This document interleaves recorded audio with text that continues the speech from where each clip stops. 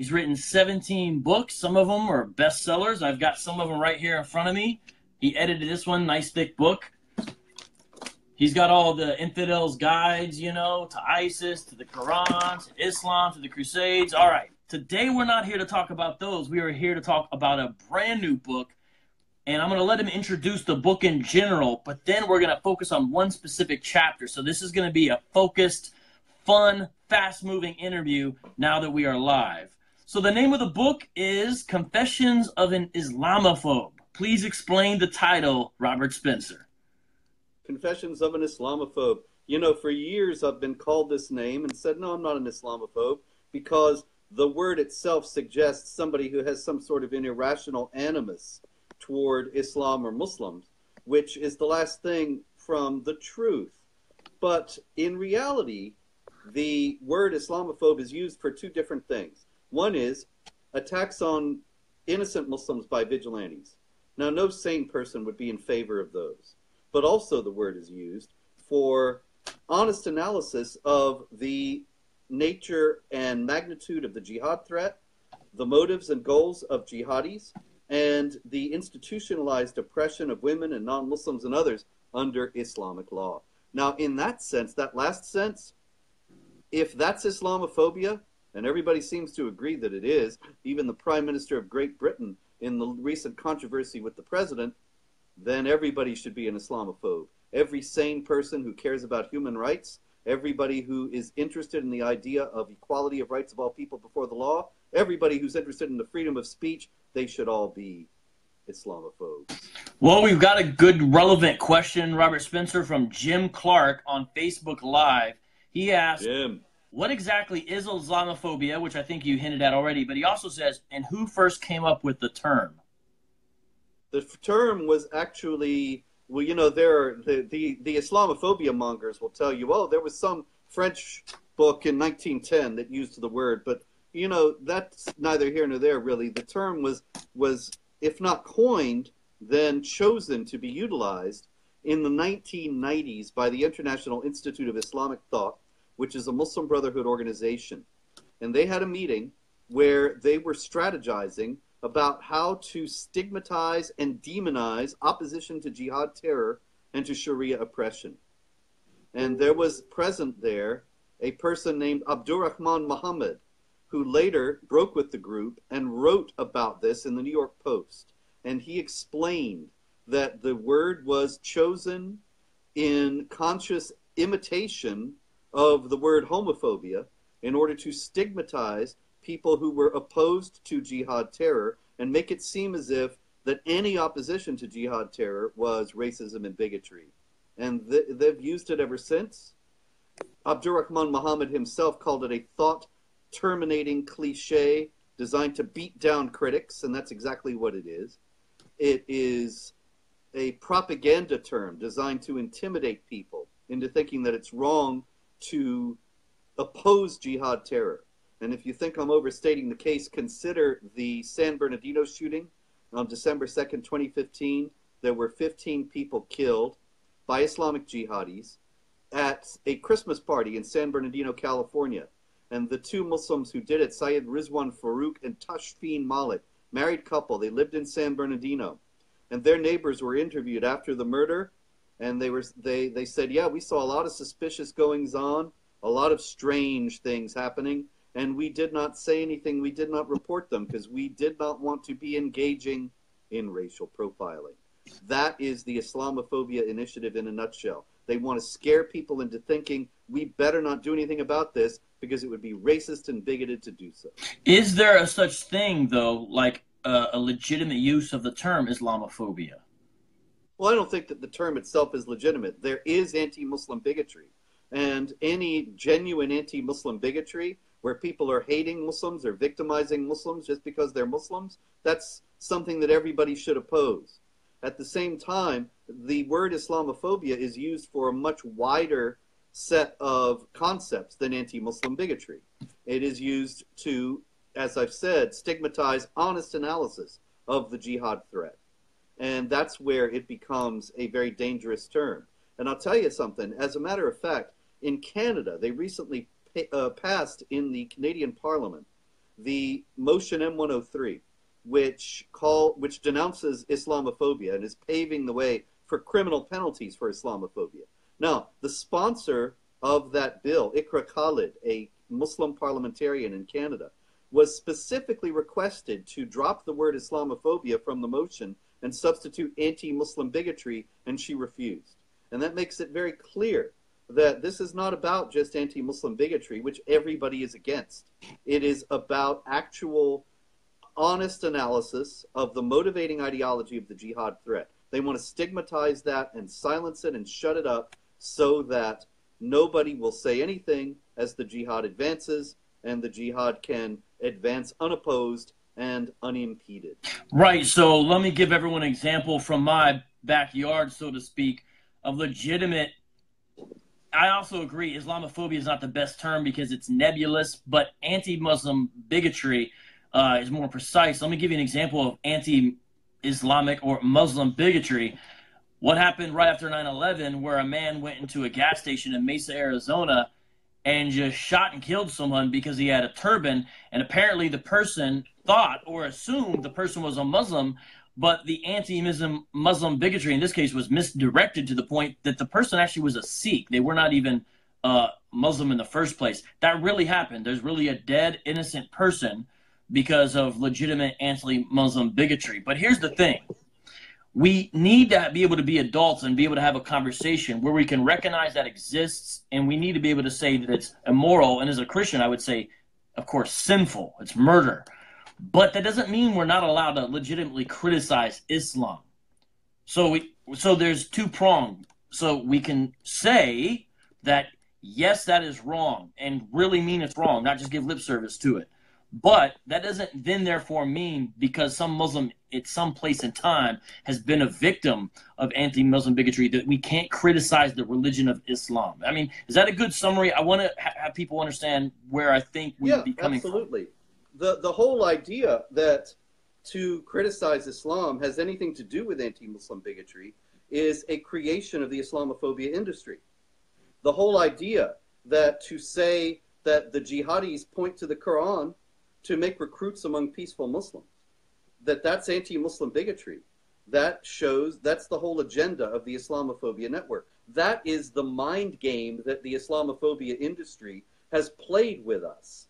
And we have to try to step back from this fog of misinformation and disinformation and see the truth. Now, does that mean that in response we should be bigoted toward Muslims? Of course not. But we have to recognize that there are Muslims who believe that they are doing a good thing by fighting against Christianity and destroying its symbols.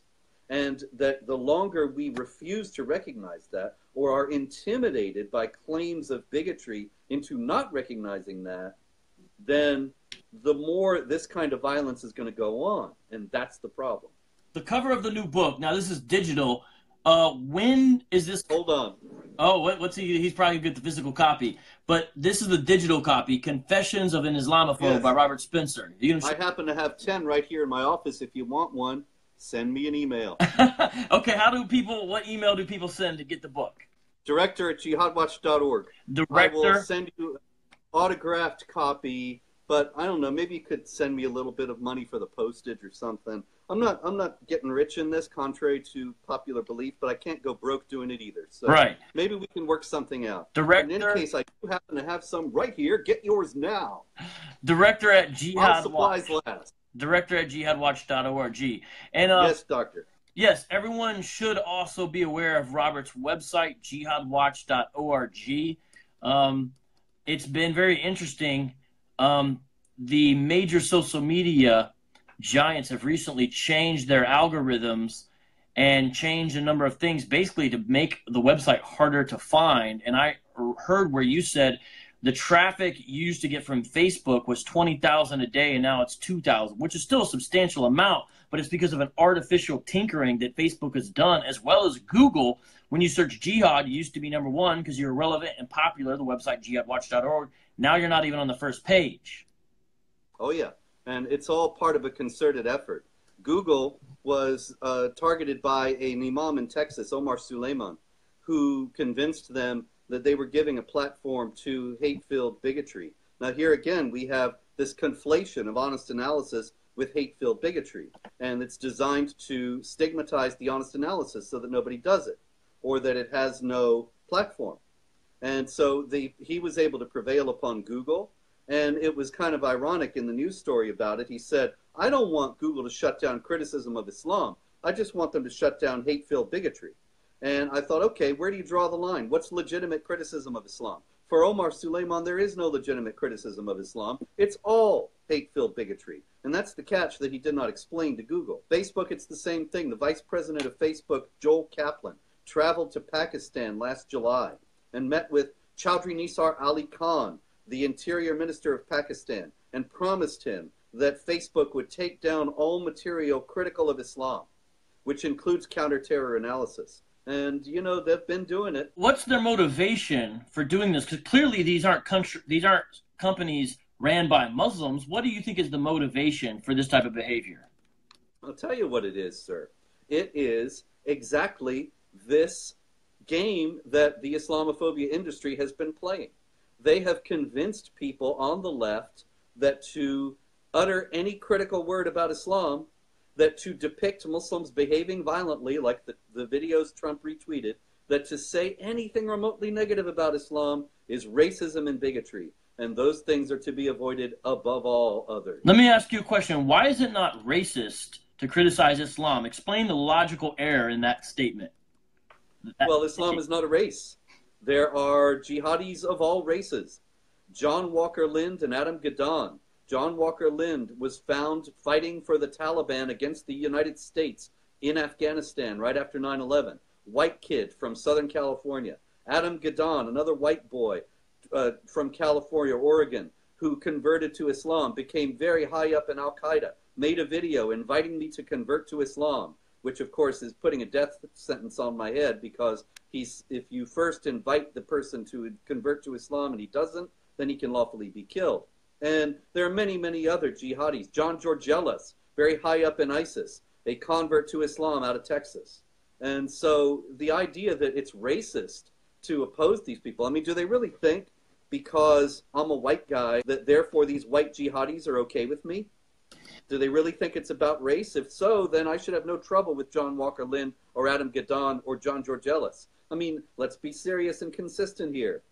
But if we're going to be realistic, then we have to admit that this is a problem with an authoritarian, supremacist, and violent ideology that has nothing to do with race and is held by people of all races. Would you describe yourself as a white guy? I thought you were part Egyptian or something like that. Am I wrong? I'm only marginally white. You know, it's a funny thing. It's a funny thing you say that. I don't know if I've ever said this publicly, but here it is. First time Facebook Live video with Vocab Malone. Robert Spencer says, in 1970, I was in I don't know what, third grade or something, and I was in the South, and they were just integrating the schools, and they thought it was me. Oh, that really? I was the integration. Yeah. You were the. You were the.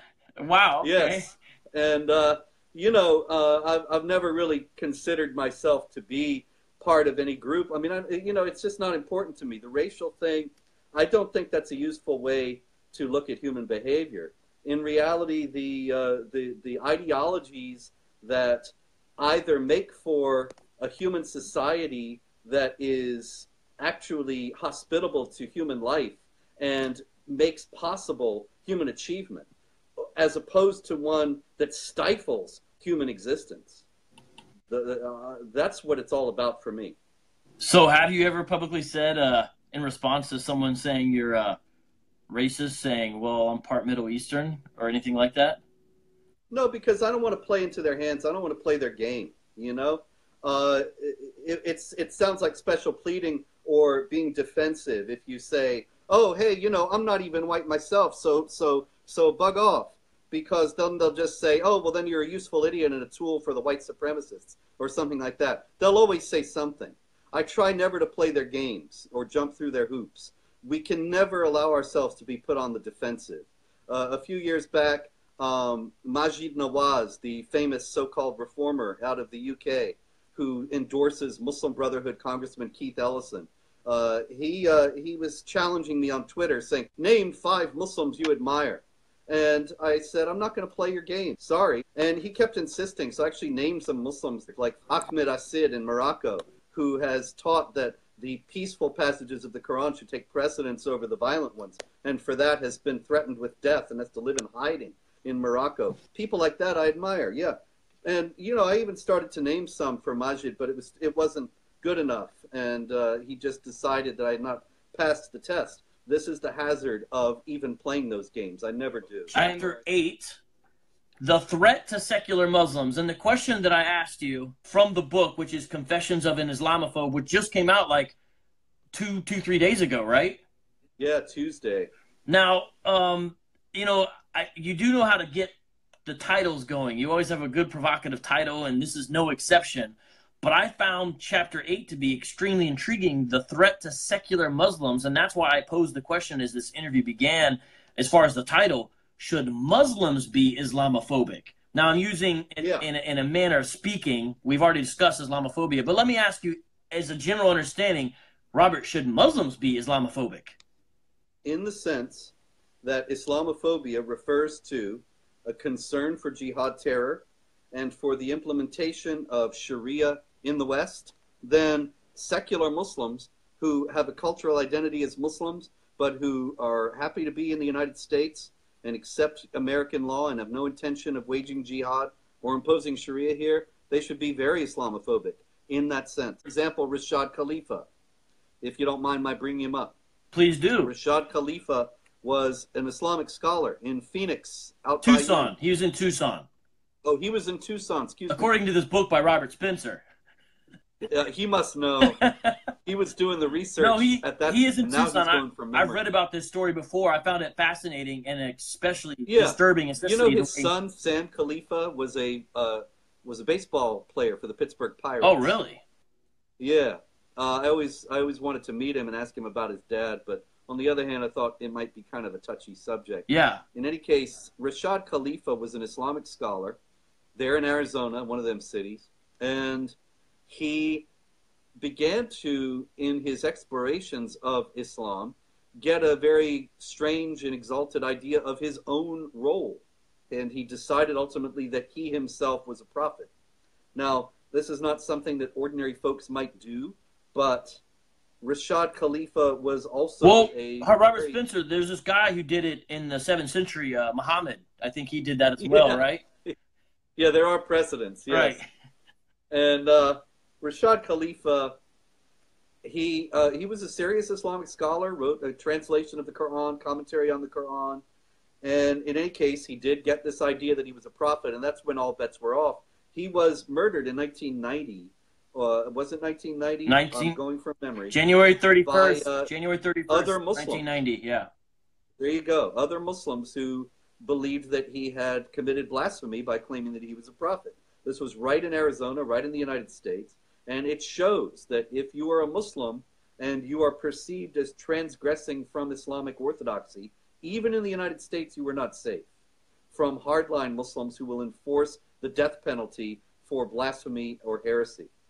Yeah, now this happened, of course, in Persia or Iran with, for example, the Baha'i, when, the great Bab and Baha'u'llah and all those guys, there were similar claims, and they viewed themselves as kind of like a finality of all the religions, but they're heavily persecuted in Persia. And if you meet a person who's Persian and say, are you Muslim, and they're Baha'i, they're usually offended because their ancestors usually been persecuted by Muslims. And that's an example of, if you go off, you can be punished. And this happened in the United States. Let's talk, though, recently. In the news, this happened.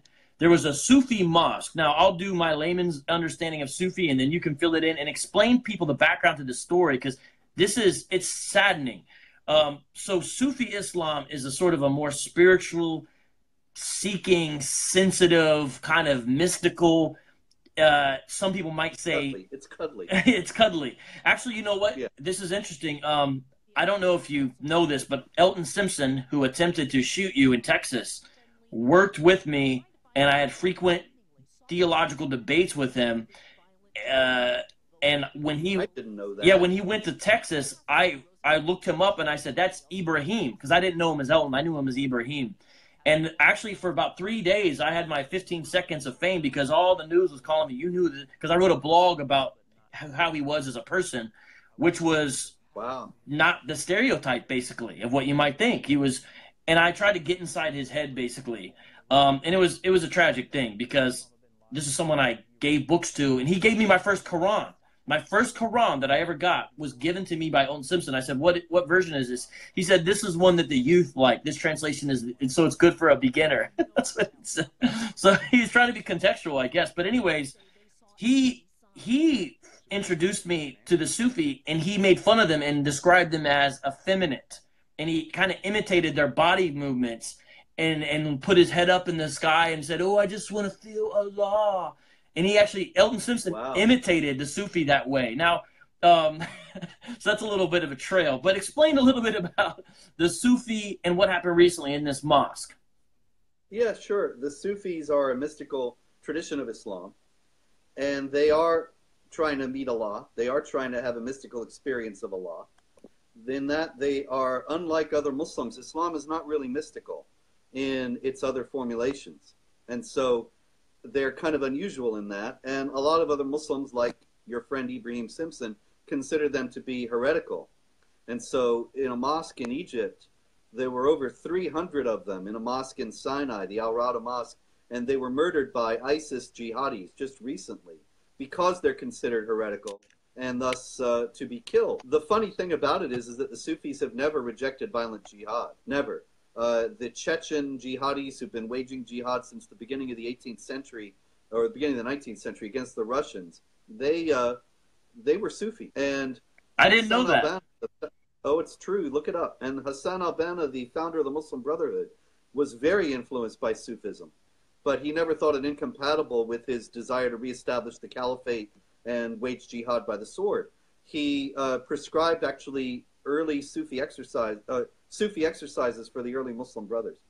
So there's no incompatibility really between Sufism and violent jihad. Al-Ghazali, the famous Sufi, he in the 12th century, he was very strong about exhorting the Muslims to wage jihad. So you're saying there are Sufi jihadis as well? Yeah, they ain't peaceful, but because they are mystical and kind of airy and all that, like Simpson was making fun of, they're considered heretical for de-emphasizing some of the things that the other Sunnis think they ought to emphasize. Well, I will say on a personal level, so this is something that happened to me.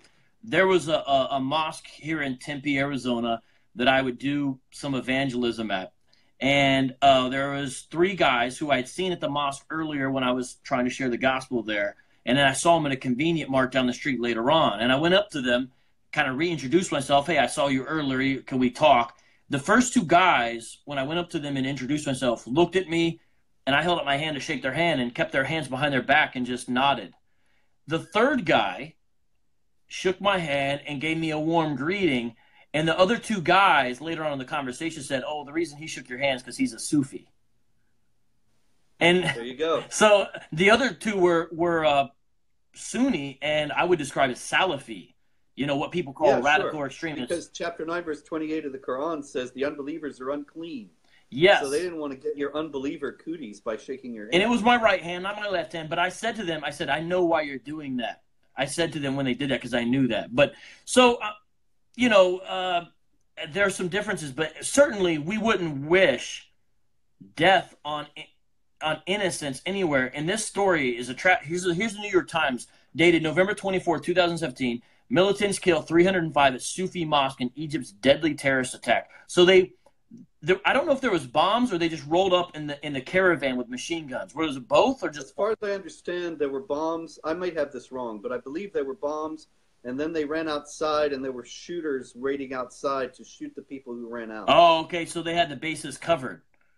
Yeah. It was just a horrible. So the reason everyone were explaining this is because this mosque was associated with a Sufism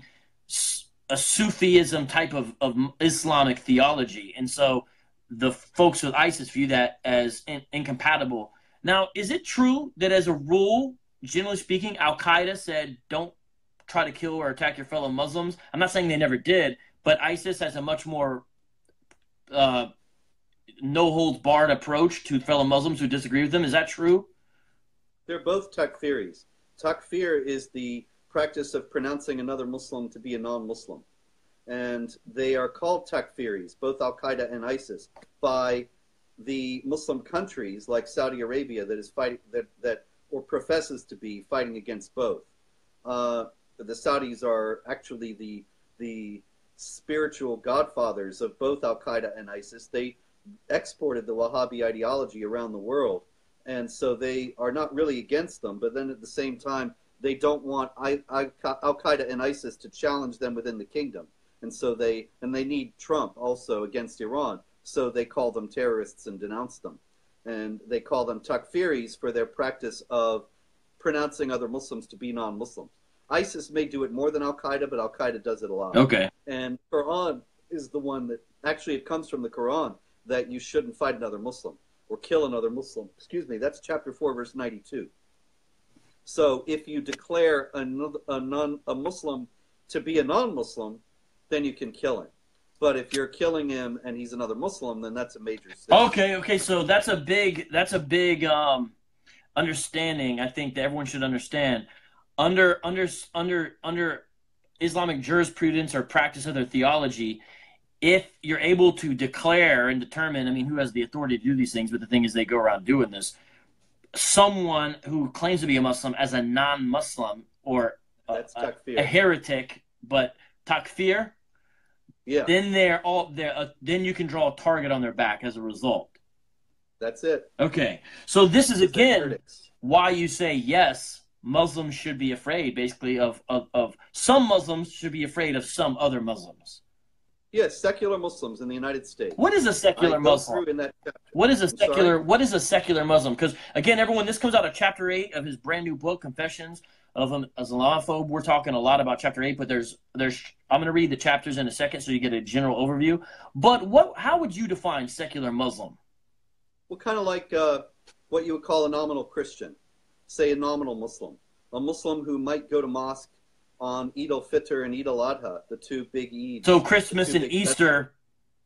Yeah, Christmas and Easter Muslims. The Eids Muslims. Right. And they otherwise, they don't pray.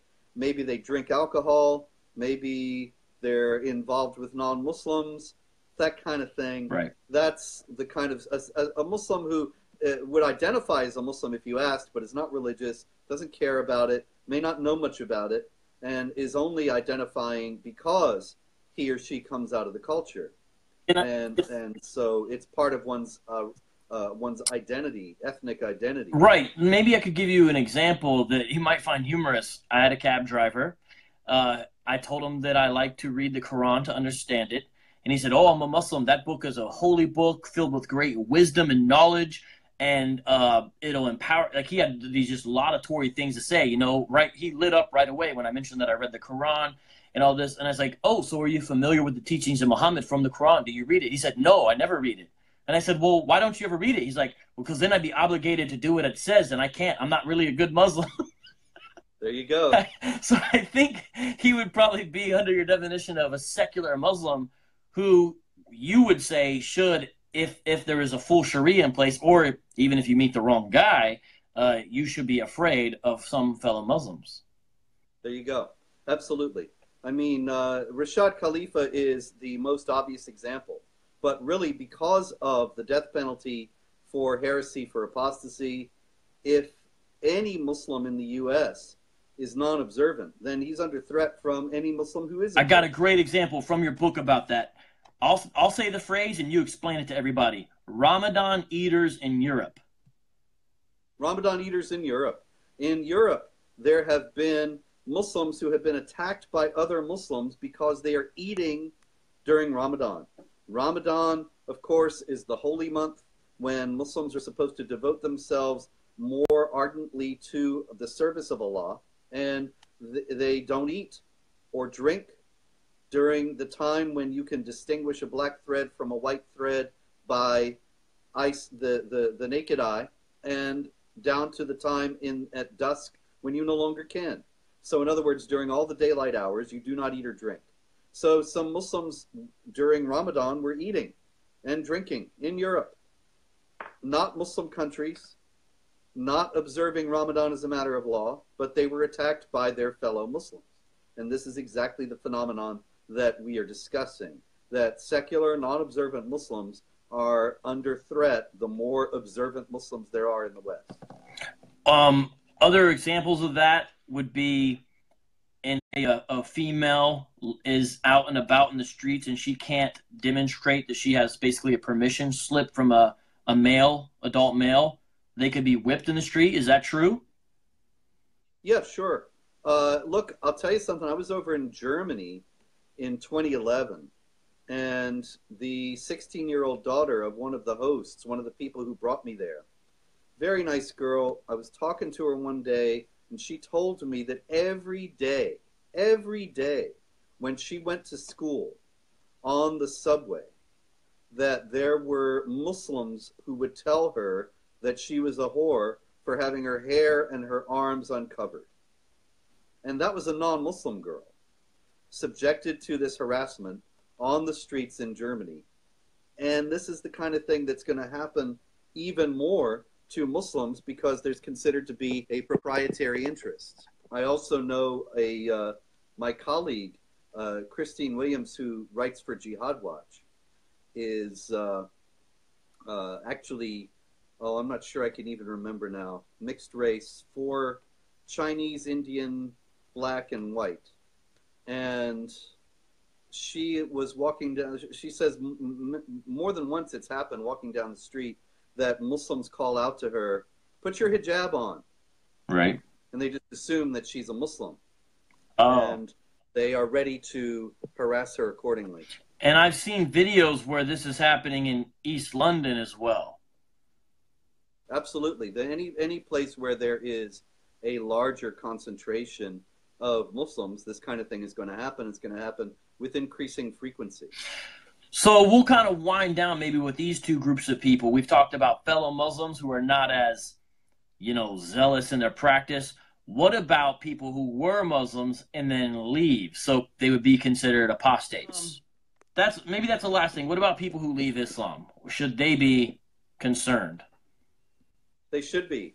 Islam rather mandates a death penalty for apostasy for people who leave Islam. The Quran says that it is a passage in chapter 4, verse 89 about people who become Muslim and come to you. Then it says if they turn renegade, hunt them down and kill them wherever you find them. And so the person who leaves Islam is always under threat. The death penalty may never be carried out, but it's always there. And so ex-Muslims in the West also are threatened the more Muslims who are observant come into the West. Look, how can people get the brand new book, Robert Spencer, Confessions of an Islamophobe? Well, it's in any self-respecting bookstore and at Amazon.com. And so one way or the other, you should be able to get it from one of those. Why should people get it? This is a book that is actually the book that you should give to your liberal relatives and friends. Really? They think that the jihad threat is all about bigotry and racism.